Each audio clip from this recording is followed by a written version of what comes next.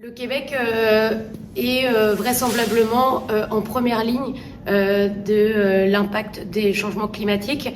C'est ce que les experts de l'environnement disent, que le Québec est au-dessus de la moyenne dans le risque sous-tendu par les impacts environnementaux des changements climatiques, parce que notamment on a beaucoup de biodiversité, on a énormément de forêts et on a également un positionnement au niveau du Grand Nord avec des points de bascule issus des limites planétaires qui font qu'on est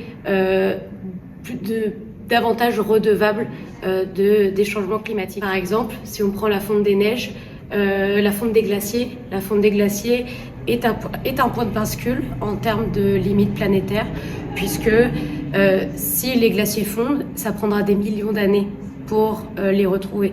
Et donc, ça va induire une boucle de rétroaction et sur notamment l'acidification des eaux. Et au vu de notre territoire et de l'importance de l'eau douce, il y aura forcément des impacts, notamment même sur les inondations et sur le déplacement des populations. Et également, si on parle du côté plus forêt, sachant que notre territoire est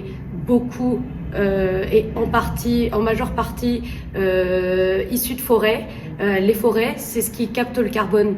Donc par exemple, les feux de forêt sont déjà une accélération des émissions de gaz à effet de serre, et le fait qu'il y ait une diminution de la forêt, ce qui fait qu'il y a moins de captation carbone, donc plus de risques de pollution, donc une augmentation de la température.